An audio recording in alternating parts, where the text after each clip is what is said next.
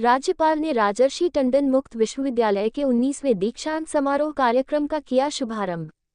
राज्यपाल उत्तर प्रदेश श्रीमती आनंदीबेन पटेल बुधवार को राजर्षि टंडन मुक्त विश्वविद्यालय में आयोजित 19वें दीक्षांत समारोह कार्यक्रम में सम्मिलित हुई।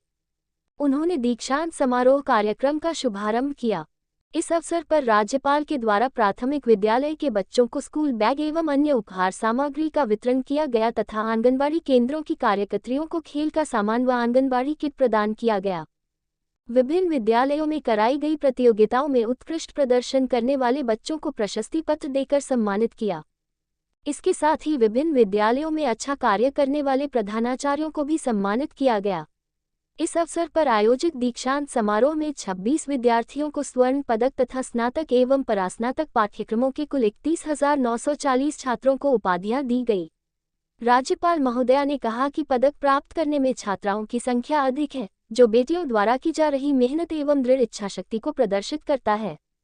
उन्होंने कहा कि सरकार युवाओं को रोजगार उपलब्ध कराने के लिए प्रतिवर्ष 1 लाख विद्यार्थियों को 10 लाख रुपए ब्याज से मुक्त ऋण उपलब्ध करा रही है, जिससे युवा अपना स्वरोजगार शुरू कर सकते हैं।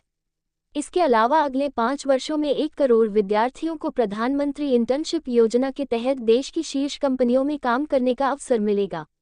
इसके अलावा मॉडल कौशल ऋण योजना के तहत 25,000 विद्यार्थियों को प्रतिवर्ष 7.5 लाख रुपए ऋण उपलब्ध कराए जाने की सुविधा प्रदान की गई है।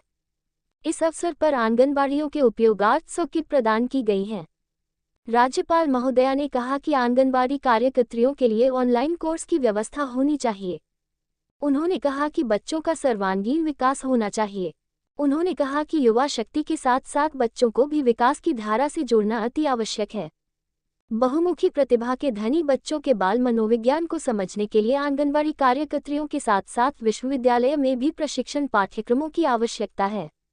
राज्यपाल ने कहा कि प्रदेश के सभी जेलों में 18 वर्ष से अधिक के युवक युवतियों को जेल में अध्ययन केंद्र की व्यवस्था होनी चाहिए।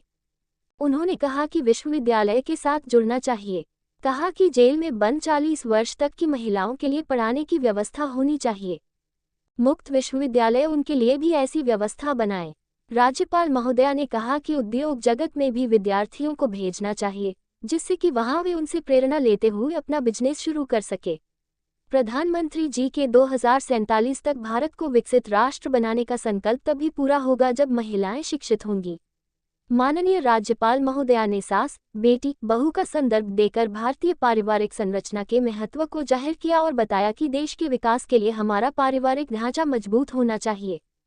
राज्यपाल ने अंत में उपाधि प्राप्त करने वाले सभी विद्यार्थियों को बधाई देते हुए कहा कि मैं आशा करती हूं कि आप सब कर्मयोगी की भांति अग्रसर होते हुए अपने परिवार, समाज और देश की प्रतिष्ठा को नई ऊंचाइयों तक ले जाएंगे। इसके साथ ही मैं विश्वविद्यालय की उत्तरोत्तर प्रगति की कामना करती हूं। इस अवसर पर राज्यपाल श्रीमती पटेल ने विश्वविद्यालय के एकलव्य मोबाइल ऐप लॉन्च किया तथा गंगा परिसर में स्थित बैंक ऑफ बड़ौदा के नवनिर्मित भवन का उद्घाटन किया। दीक्षांत समारोह का संचालन प्रोफेसर पी.के. पांडेय ने किया।